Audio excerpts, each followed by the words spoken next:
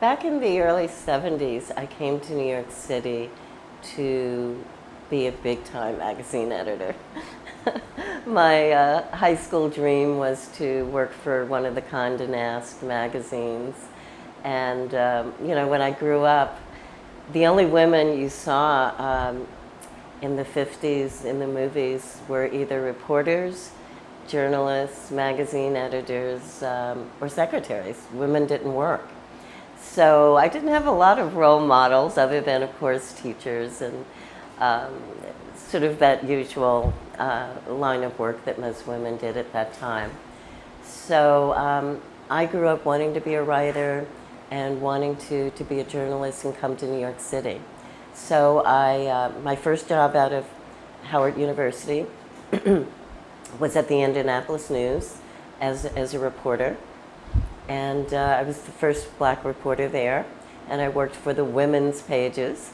I was able to do articles on daycare and sex education, which was such a hot topic back then, probably still is, and bring those kinds of issues to a pretty conservative newspaper.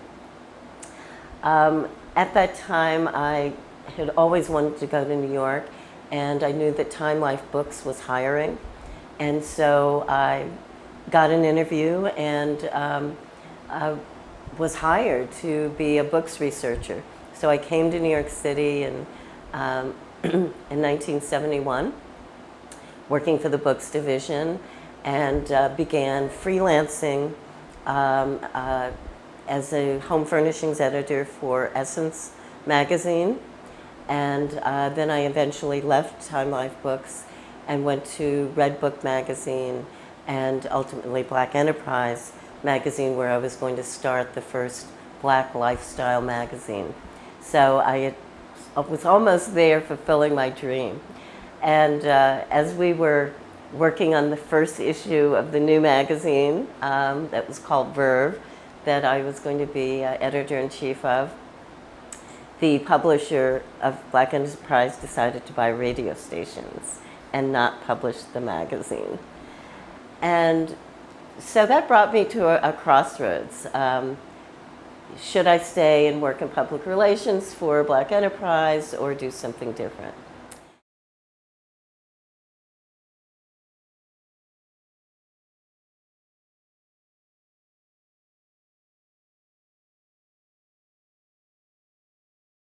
So I decided that maybe writing about Oriental rugs and, apartment living, maybe there were some other more substantial things I could do.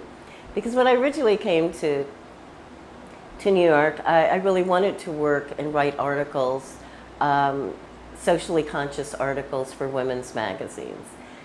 But they weren't really quite ready for socially conscious articles. And so there was a lot of frustration there for me. So I took the opportunity to become a speechwriter and work in a state agency. And I went to work for the State Division of Housing and really began to meet a lot of political appointees and get more politically involved. I'd already been working in the women's rights movement in New York City, going to meetings of NOW and those kinds of organizations.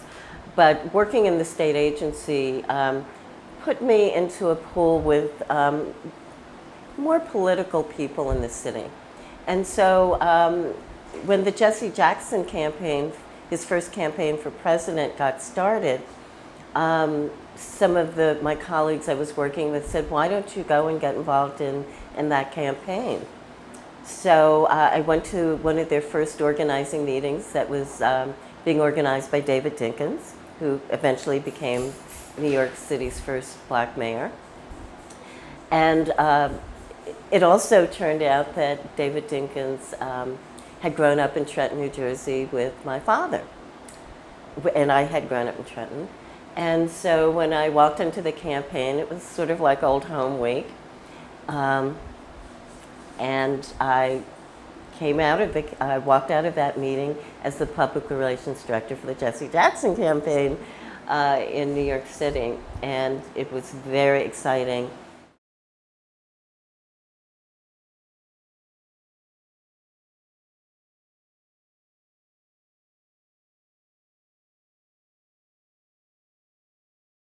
it was life-changing for me to get involved in electoral politics. And as the public relations person working with regular community folks who were running for delegate and doing that kind of work, promoting those delegates, I got a chance to really go around the city and around the state and to begin to understand activism across neighborhoods in New York City and how some of those neighborhoods had really effective advocacy, had good benefits, were holding government accountable.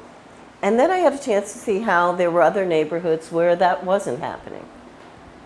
So after being involved in the Rainbow Coalition and Jesse Jackson not winning, many of us got involved in the Mondale campaign. And then ultimately after that, and he didn't win, I was asked if I might consider running as a Democratic district leader.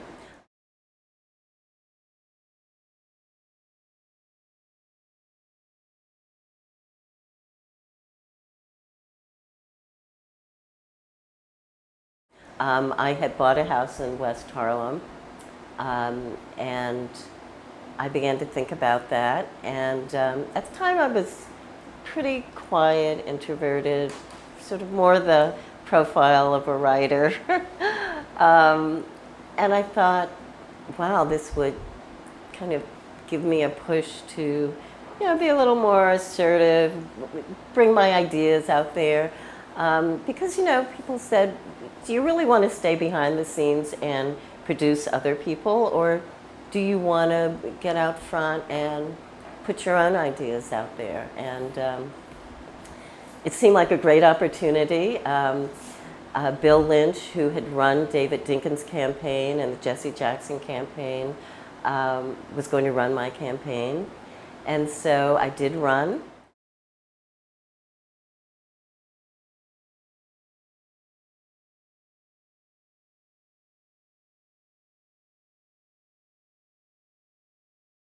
During my organizing to run in the primary, I began to organize community residents to be part of my campaign, and they came to me and said, what are you going to do about the North River sewage treatment plant?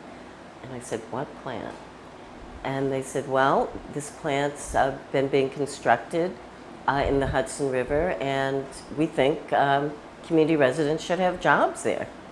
So initially, we thought this was about jobs, and I was running with a male district leader, and so we got together and said, let's organize people to get jobs there. And so we, in fact, were able to get 30 people hired there, and maybe a few months later, the plant actually began operations. And that's when we realized there was a problem. Odors and emissions were being emitted from the plant. All of the community residents who lived right along Riverside Drive, obviously right opposite the Hudson River, were the most affected. And so they were the ones who, said, it's time for you to step up. Senior citizen women pretty much came to me, and they said, and it's time for a new generation to take some leadership on these kinds of issues.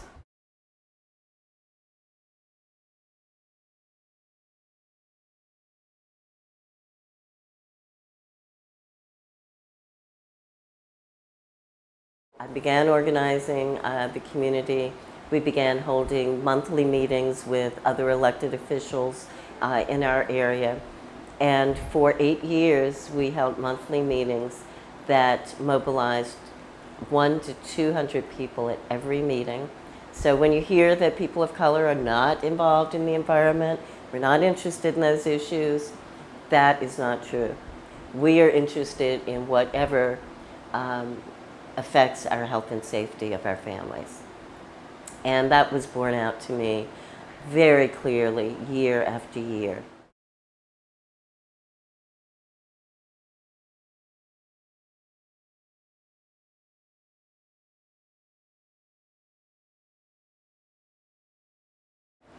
As you know, many environmental issues are very political, and we had a political administration, the Koch administration, that really was not a responsive one to this community.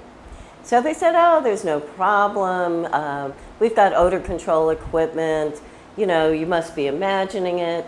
So much of even our state senator, Franz Leichter, said, come on, Ed, you know, I smelled it coming down the West Side Highway. What do you mean? You know, I'm not making this up. To make a long story short, we had an 8-year organizing campaign. We began to make real strides when Mayor Dinkins was elected.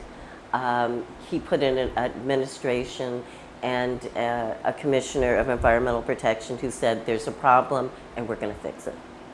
And so we spent the next few years working with the new city administration, found out there had been no odor control equipment at all at a sewage treatment plant, which was the largest in the city and the closest to people's homes in the city.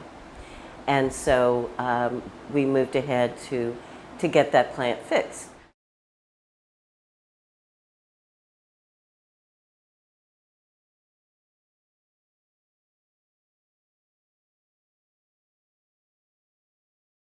It was never an issue of shutting it down because it was mandated by the Clean Water Act. So what used to happen in Manhattan is that when a toilet flushed on the west side of Manhattan, it all went directly into the Hudson River. And so the federal government mandated the sewage treatment plant under the Clean Water Act. So it was never an issue that we could shut that down. It was always an issue to get this fixed and working to the best that it could.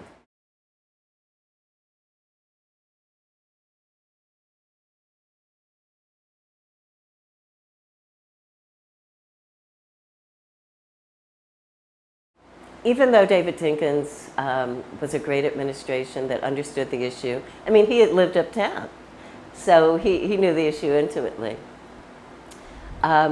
We decided that we needed to go to court and sue the city to ensure that even once David Dinkins was out of office, because of course that does happen, that we could ensure to the community that this facility would be well maintained. So with the Natural Resources Defense Council, we filed a lawsuit against the city DEP, and in 1993, in the last days of the Dinkins administration, they settled that lawsuit for a $1.1 million environmental benefits fund. We never expected any funds out of it. It was a shock. It was a wonderful shock. And so we worked with the NRDC to develop environmental programs that would benefit the community with those funds. And We Act, which was a volunteer organization, was able to receive $200,000 from that settlement fund to hire our first staff and set up an office, a permanent office. And so we took off and have been organizing and expanding our work ever since.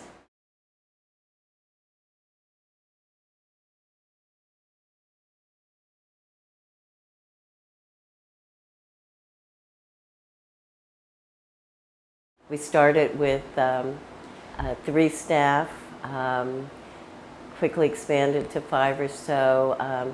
Today we generally run a staff between 14 and 17 people.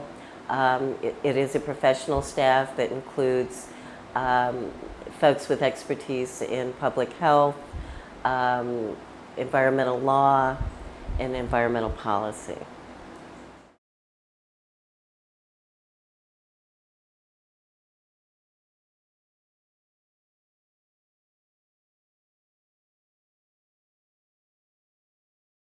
We're working to create a healthy and safe environment in northern Manhattan neighborhoods.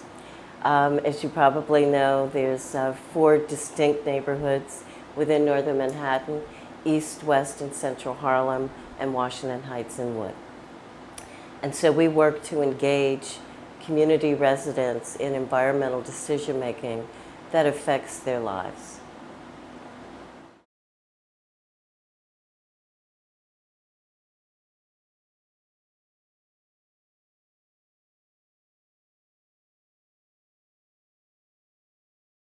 As an environmental justice organization, we exist because this community has been disproportionately burdened by pollution, has had no environmental benefits, but it has borne all of the burdens of our society and our community, those environmental burdens like sewage treatment plants, bus depots, waste transfer facilities. All of those kinds of facilities do have to go somewhere.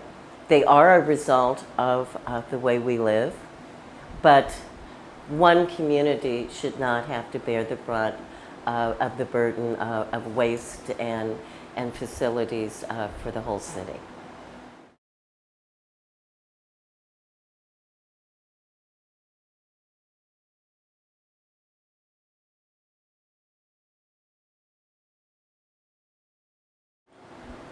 You know, we've just engaged in a process called Theory of Change, really trying to be able to evaluate our work and how effective we've been. And so we've really looked at our work in a slightly different way. And so we wanted to figure out what are the 8 or so areas that we think we can hold ourselves accountable for that really help to create a healthy community. Clearly, when we began thinking about that, we had a list of about 30 indicators. Obviously, a small organization like ours can't be held accountable to do work that broadly. So we were able to get it down to around 8 areas.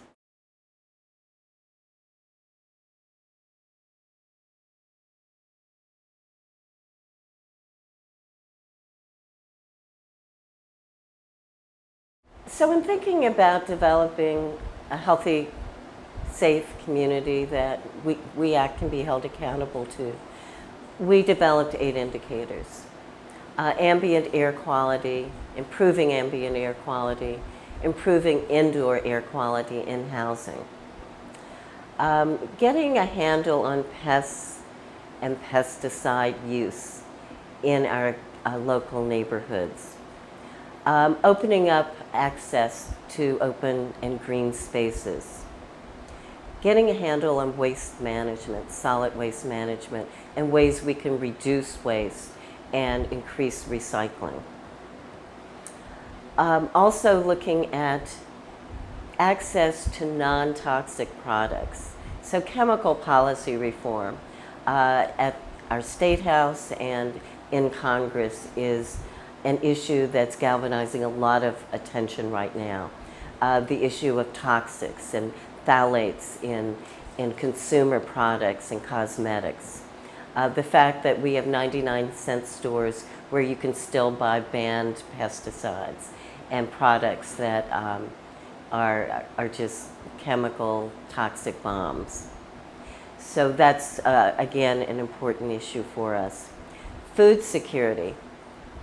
The fact that we have an obesity epidemic in this country, and certainly in lower income communities, yet we can't find good, organic foods and fruits and vegetables.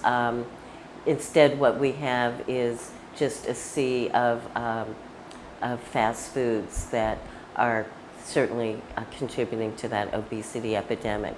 So we're focusing on the quality of school foods and trying to get the city to purchase foods from local farms and have a better quality of food in our schools. Indoor air quality, again, is so important because in New York City, over 80% of residents live in rental housing. That means they cannot control that indoor air environment. And so working to get landlords and the city to hold landlords more accountable around lead poisoning and around other kinds of indoor air triggers that exacerbate respiratory disease is very, very important.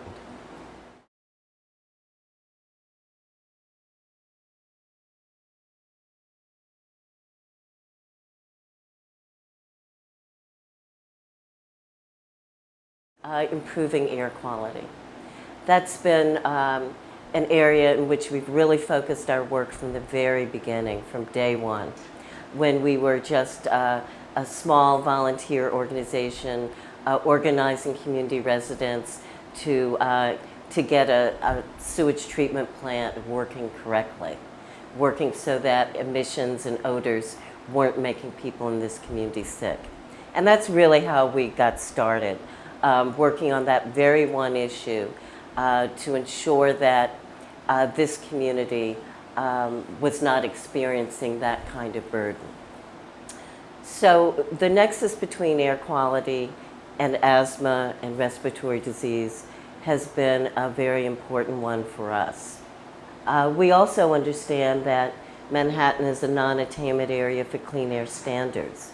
So already we were starting with an environment that was not a clean air environment. And then when we understood that we were home to over 1/3 of the city's diesel bus fleet, which is the largest in the country, then you begin to understand why air quality was our #1 focus and has been for so long.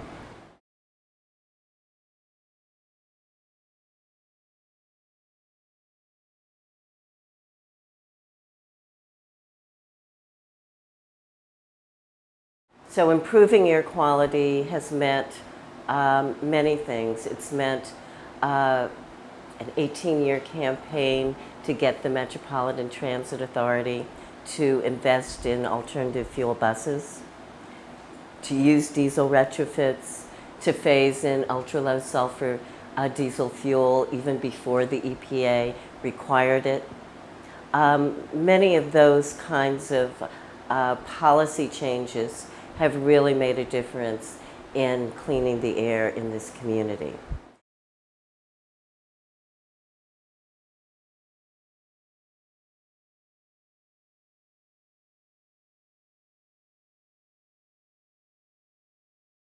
We spent the last 10 years working to bring a waterfront park to this community.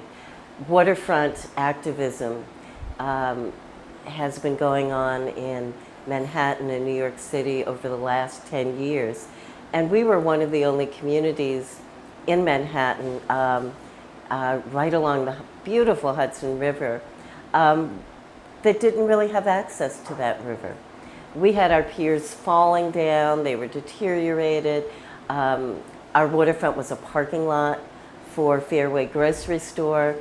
And so after so many different plans had come about for the waterfront, plans that really didn't include the community, we decided as an organization that we should really focus on bringing a waterfront park and organizing the community to develop a vision for that space.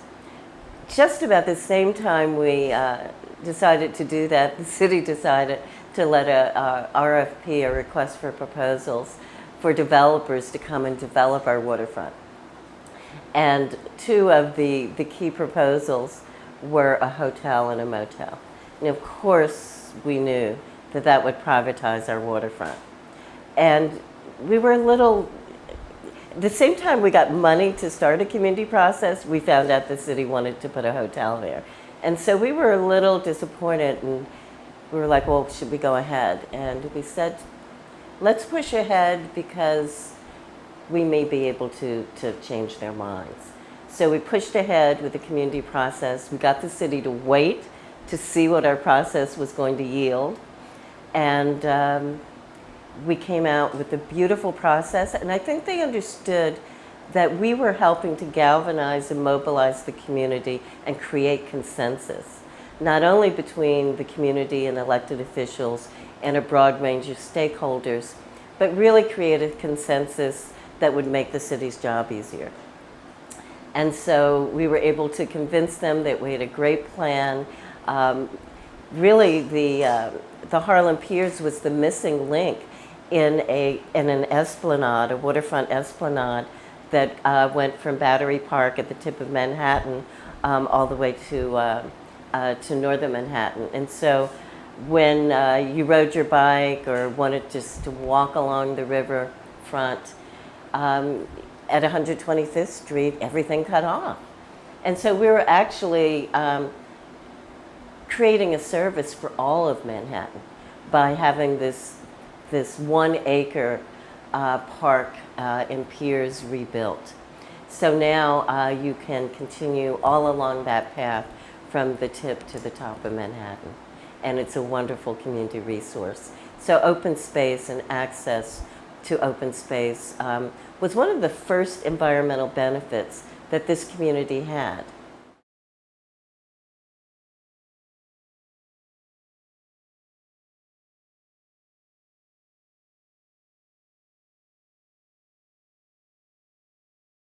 When you realize that over 80% of Latinos live in non-attainment areas for clean air standards, and over 72% of African Americans, you understand perhaps why there's such glaring health disparities, why there's such an asthma epidemic, and why it is so important for us to clean up our air.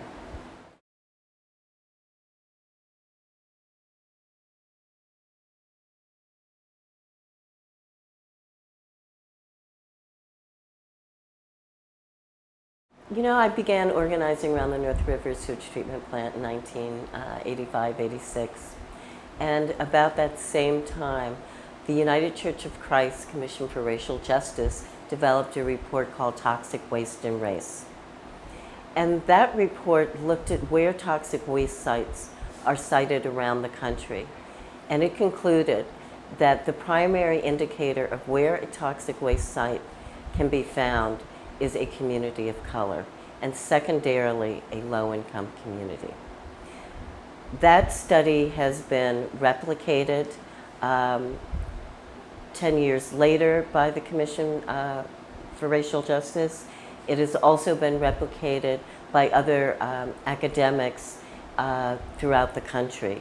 Daniel Faber at Northeastern University up in the Boston area conducted a similar study that showed that toxic waste were primarily in the Massachusetts, were primarily in communities of color as well.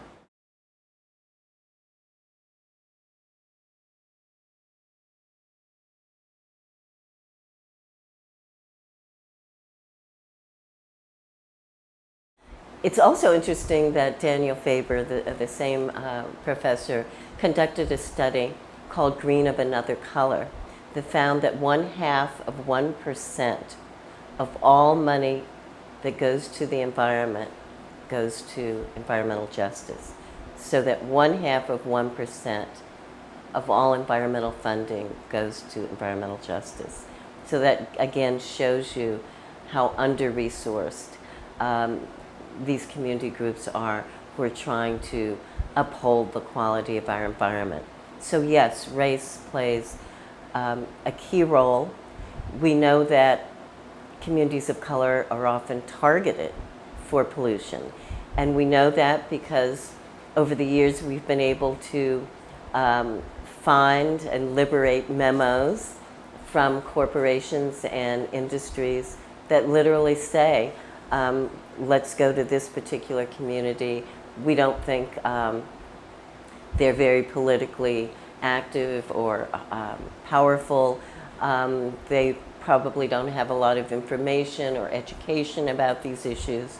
So yes, we know that when industry is looking to put bad stuff, they go to communities where they think they'll have the least resistance, and those are going to be the ones that are poor and less educated about environmental concerns.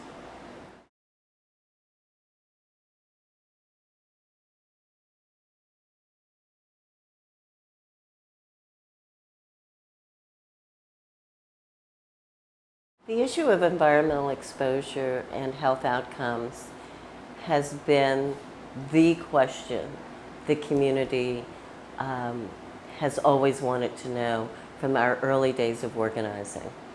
And as a result, we have developed partnerships for the past 12 years now with the Columbia Center for Children's Environmental Health and other research centers at Columbia and at Mount Sinai as well.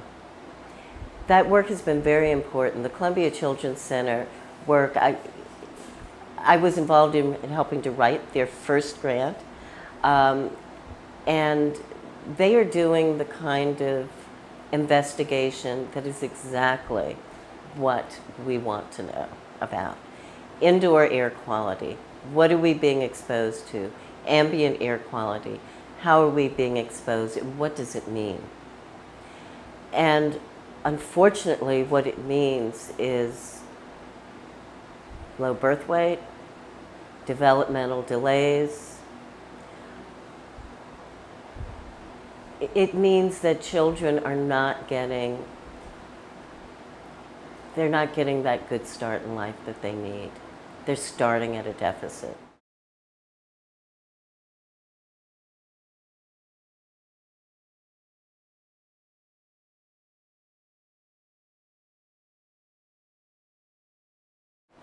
We've also worked with Columbia Children's Environmental Health Center to really begin to understand and document environmental exposures of community residents. When we were organizing around the North River Sewage Treatment Plant, one of the key demands from the community was to better understand what they were being exposed to. They wanted health studies. And so we reached out to Harlem Hospital and to Columbia to begin to work with researchers and begin to develop research so that we could better understand those exposures. We were able to begin working with Dr. Joe Graziano, who headed an NIEHS, that's the National Institute of Environmental Health Sciences. They funded basic research centers around the country. And so there's one funded at Columbia to look at environmental health in northern Manhattan. So we first began working with researchers there to conduct community-based research with our youth group, which was called the Earth Crew. And we were able to get some small pilot grants from that center to look at diesel exhaust exposure among adolescents going to school in this community, and to develop air monitoring studies so that we could understand the level of fine particles that people were breathing in as they walked along our community streets.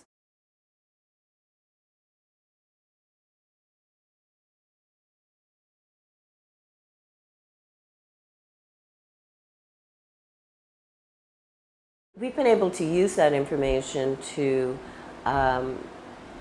really better understand what children were being exposed to. In one study, we found that 75% of the 7th graders who were involved in our research study had reduced lung function, even when they went to schools that were not on heavily trafficked streets. We have been able to publish in peer-reviewed journals that research and educate our young people who were able to do the traffic counts at intersections and interview other students as to time activity, time activity tests to understand where they were spending their time in the community so we could better understand their exposure. And we were able to use some of the monitoring data at intersections to better testify when the EPA was developing stronger fine particle standards. We were also able to, through that activism, to get the EPA Region 2 to come into this community and to conduct their own air monitoring, which then they used the results of to help develop the fine particulate standard that had to be upheld by the Supreme Court just a few years ago. And that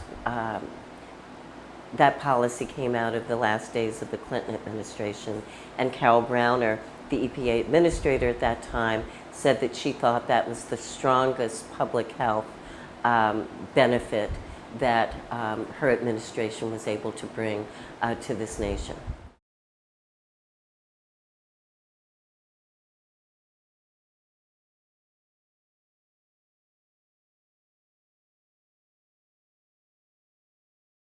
We know that out of the cohort of 730 mothers and newborns that the centers has been following over the last 10 years, that over a third of them have had negative outcomes in terms of birth weight, body size, developmental delays, which lead to problems in learning in school.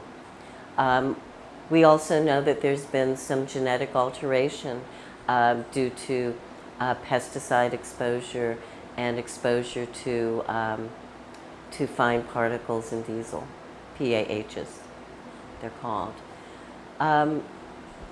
We also at the same time know that this nation has declared a war on health disparities, and the Surgeon General, administration after administration, has had a goal of reducing health disparities. And we have not been able to do that yet. And I believe that a key part of that puzzle is the environmental exposures from chemicals, from air quality, and other toxins.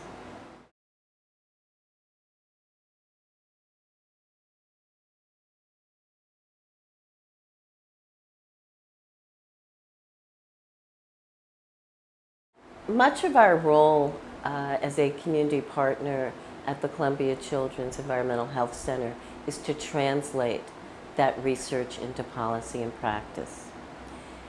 You know, one thing you realize is that it doesn't change policy just to have a researcher conduct a study and publish it in a journal that most policymakers aren't reading.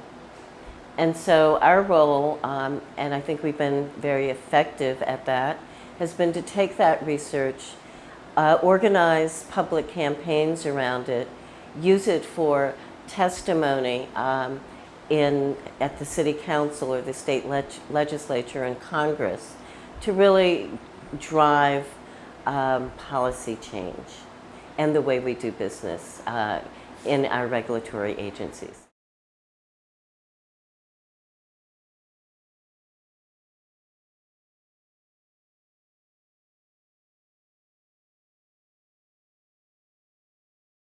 So we have been very effective in developing new legislation and new policy at our city level around pesticide exposure and pesticide notification in schools and in neighborhoods, diesel retrofits on buses, school buses, off-road construction vehicles.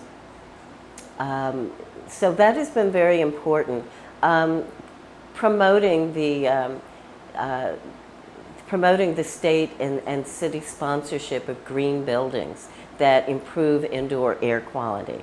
So we have used the findings around environmental exposure in this neighborhood to really improve air quality and the access to toxics for all New Yorkers and also nationally as well.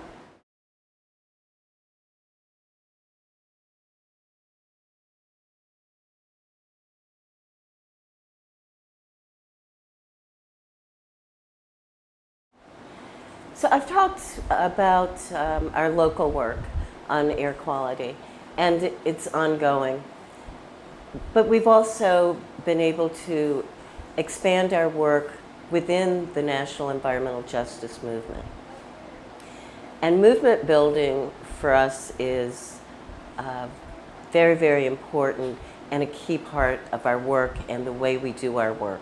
working with the hundreds of grassroots groups around this country who have the same issues primarily has been life-changing. It's been exhilarating. It's important for communities to know that they're not in it alone, and for us to be able to work together to have a unified voice for communities of color and low-income communities. Because we are so disproportionately impacted, we don't have as much capacity as mainstream environmental organizations. And we know that the business community and industry has a stronger voice on these issues with environmental regulators than community residents do. So coming together with a unified voice and to pool some of our resources within a national movement has been very important.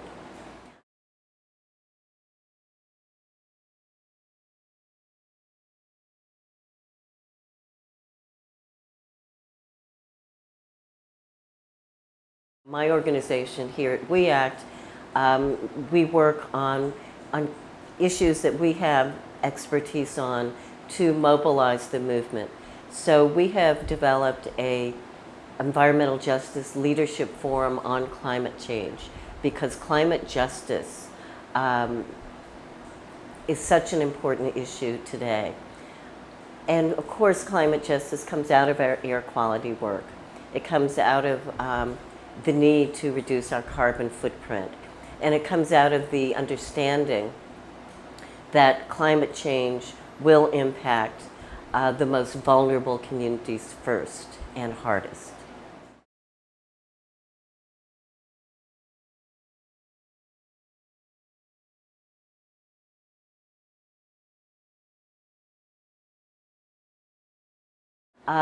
Even though it's been an under-resourced movement, it has been one that has achieved incredible policy and practice change.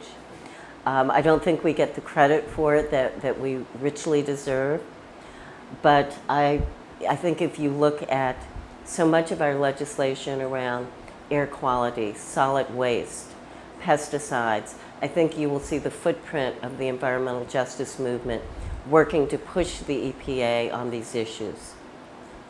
As you may know, over 35 states in this country, according to the National Bar Association, have developed policies or legislation that involve environmental justice considerations. That is a tremendous victory for the kind of work that grassroots groups have been doing, again, with so few resources, so few staffing, many of them still all volunteer organizations as well. So I wanted to highlight that work. We don't have a central organization or a coordinating group sitting in Washington, D.C., so to have that unified voice has been very, very difficult.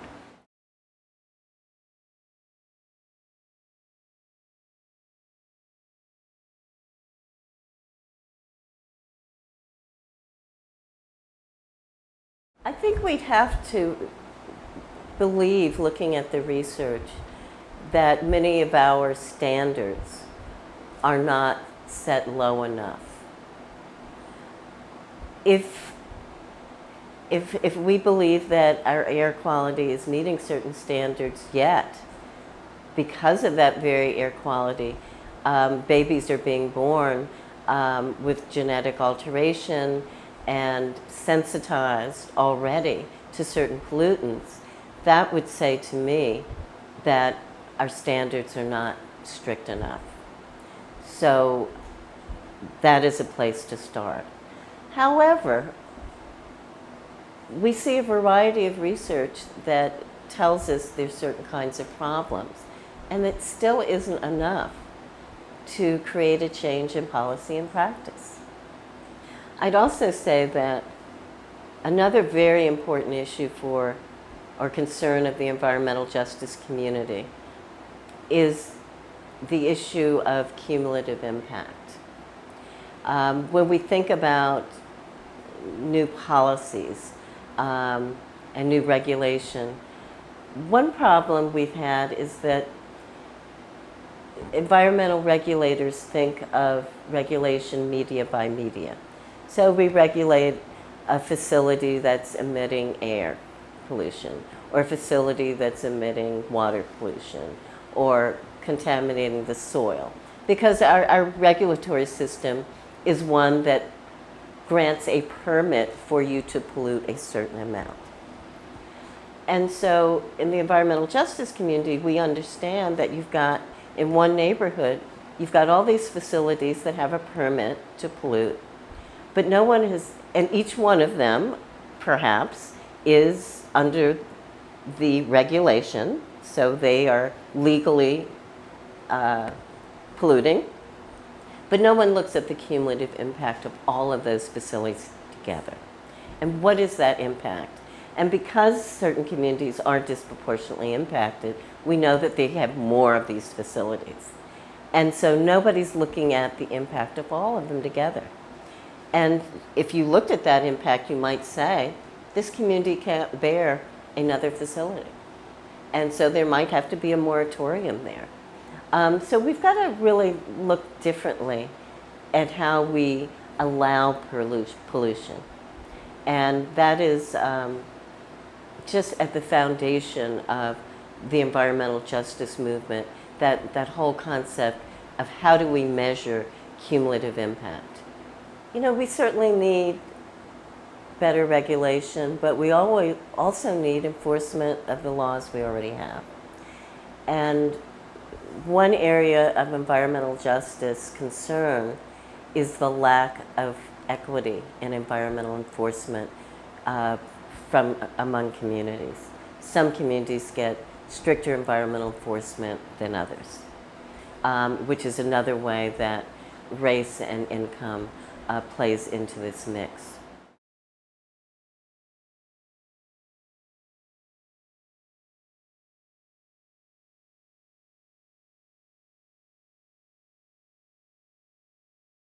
So political will is involved. Big money is involved.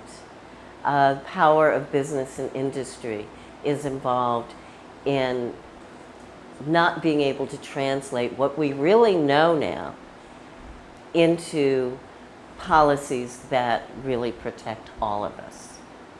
I know someone asked me the other day, what helps you be more effective? And certainly the political system is the gorilla in the room. If you don't have a political system that you can access easily and that can help create the political will for change, change will not occur. And I think we're seeing that today. We do have an administration that is open to change, is open to being more protective. And as an advocate, we're back and forth to Washington. There are fantastic opportunities and discussions and dialogue and an understanding for that need for change. Yet, when it comes to Congress, we see Congress basically saying, we don't want EPA to enforce this particular law. We don't want EPA to enforce, carbon standards. We see them, a certain part of the political spectrum, trying to continue to roll back policies and practices that would be more protective. So the political system is really key. Without being able to have good access and to have people who are thinking progressively about these issues, we can't make change.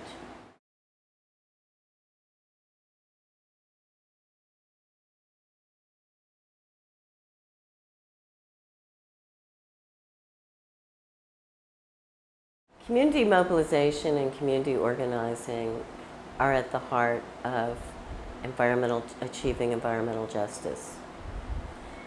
I would say that if the mainstream environmental groups had community bases, they would have achieved climate change legislation by now.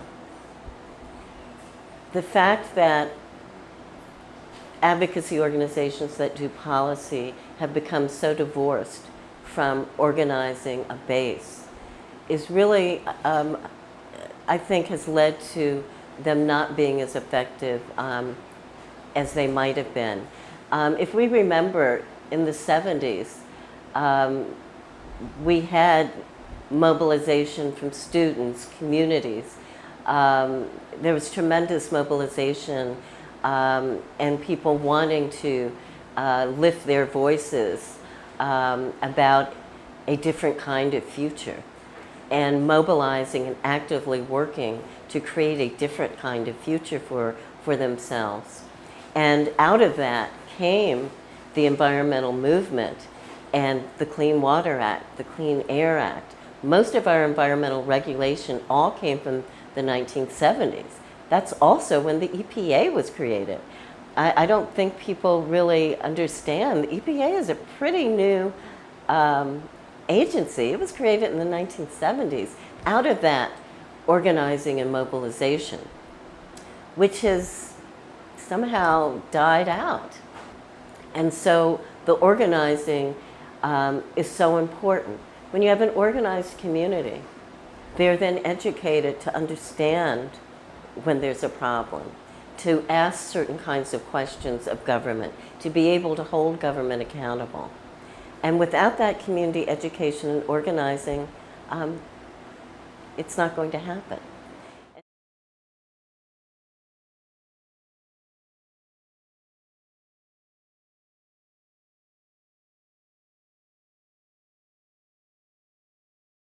One reason it's died out is that there are not resources for community organizing anymore. When we look to develop proposals to foundations, we can get money for policy work. We can't get money for organizing.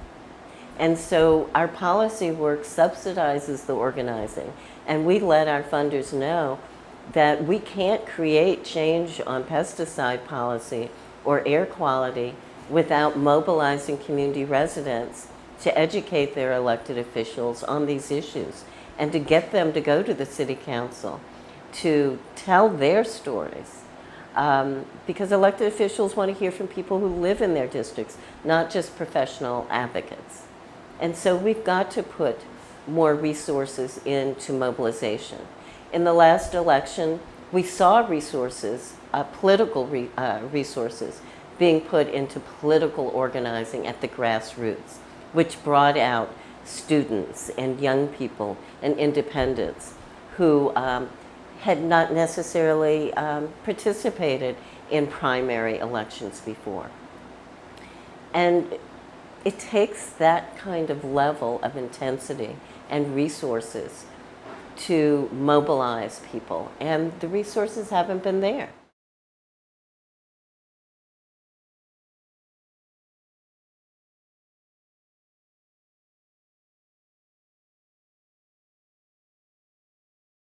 What we have seen is that we have seen groups on the right put their resources into organizing conservative faith-based groups and conservative think tanks and beginning to mobilize their base. But we have not seen that on the left or even in the middle. Resources really going to community education, public education campaigns, and organizing people. And if we don't get back to that, we're going to find that these bigger ideas around a new energy future, around climate change and its impacts, how we adapt, these are big ideas, and if we are not going to educate and organize the grassroots on these issues, we will not find that we have a Congress that's willing to step out there and take those big ideas and create change.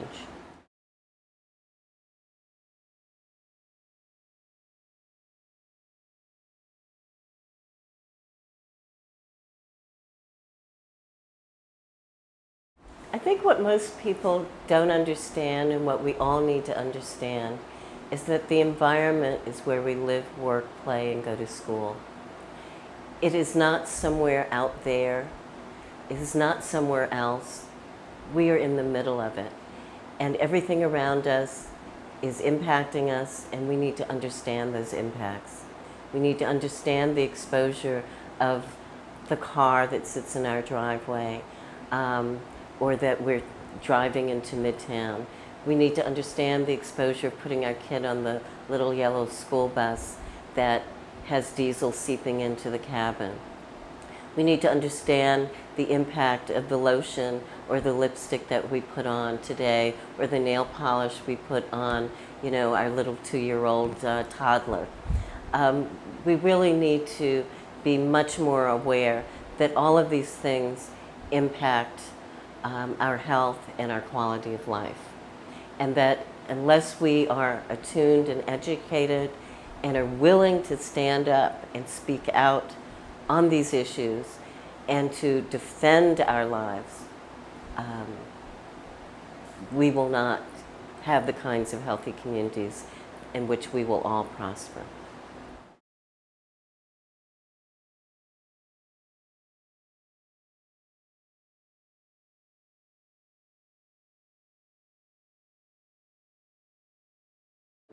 The environmental justice movement is so broad. A lot of people say, well, what are just the 1 or 2 most important issues? And you've heard me talk about 8 of them, transportation, air quality, toxics, food. But if you go to a mainstream environmental group, you won't see that same breadth. And you won't see that they're thinking about the big issues. How do we save the earth? They're not thinking about how to save our communities. And I think if we started there, we would find that people would understand how to save their communities and then save the earth.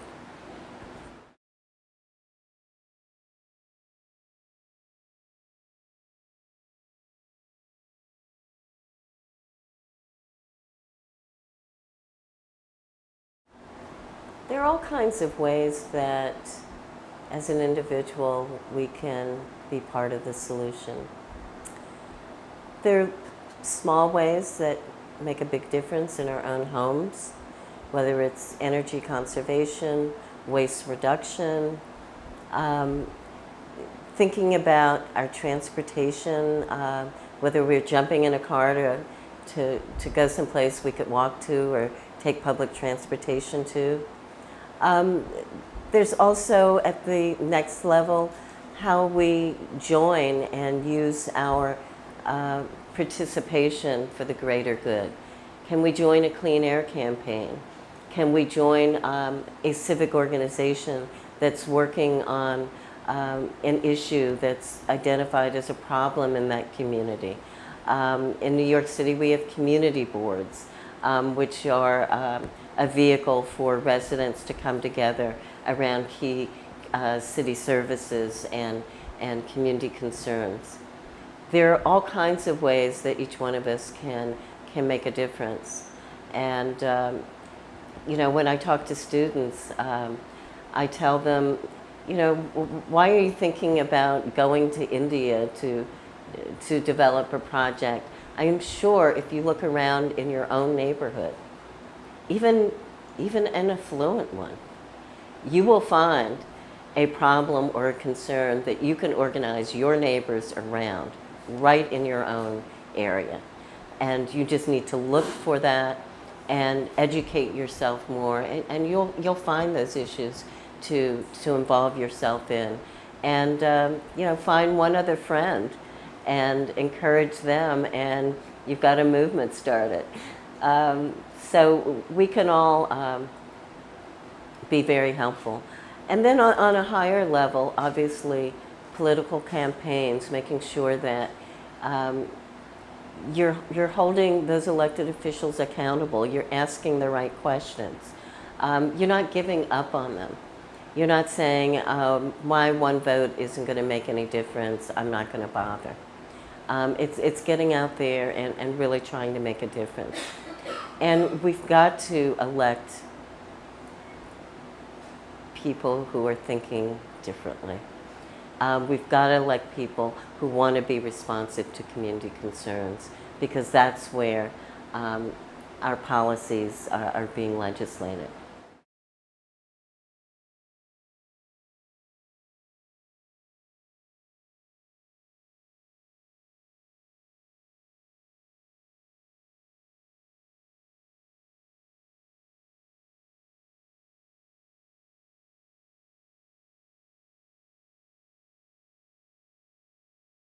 I think my political mentor, Bill Lynch, had the most impact on me going into this field. When he was running my campaign for district leader and we identified the North River issue, he said, stay on that issue and never give it up. And so when I sued Mayor Dinkins, and he was Mayor Dinkins' chief of staff, he said, what are you doing? I said, you told me never to give up this issue. So he was my political guru and taught me so much about politics and community organizing, and that would be my mentor, I'd say.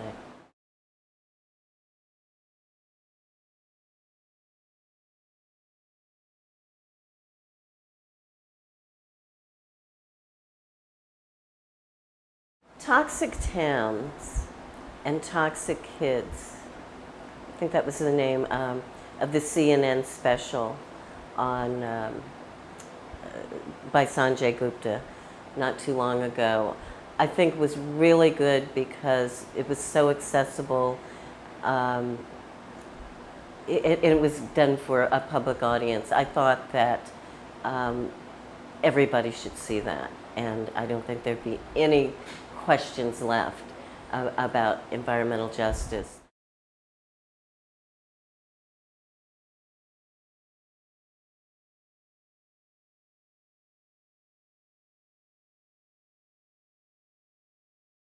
Robert Bullard, who is an environmental justice academic at Clark Atlanta University, has written, I know at least 20 books documenting environmental justice case studies around the country. And I think those have been important books to our movement. Clearly, going back a little, Silent Spring, those have been, those kinds of books have been important moments, very, very important.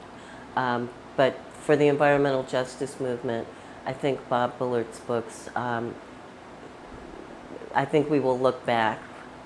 Unfortunately, when he's gone, I don't know why we always have to look back when someone's gone, but I think we will look back and realize that's a treasure trove.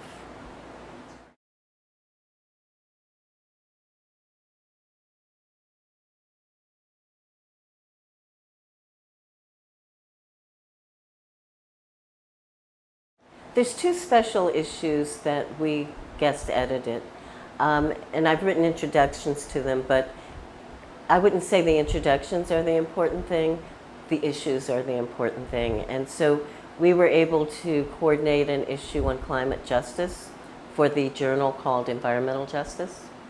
And we were also able to guest edit a special issue on community-based participatory research and environmental justice for the National Institute of Environmental Health Sciences called Environmental Health Perspectives. So those two issues, I think, are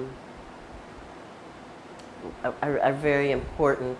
They're the first time that a community organization has developed that, and we were able to get other community organizations to also write and submit in those. So I think those were important.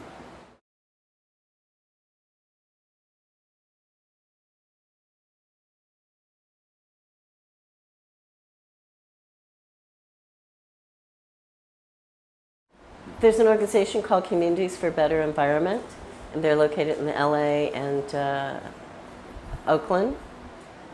And there's an organization called Environmental Health Coalition in San Diego. There are two EJ groups that I think are really top-notch, and I admire them and the staff there.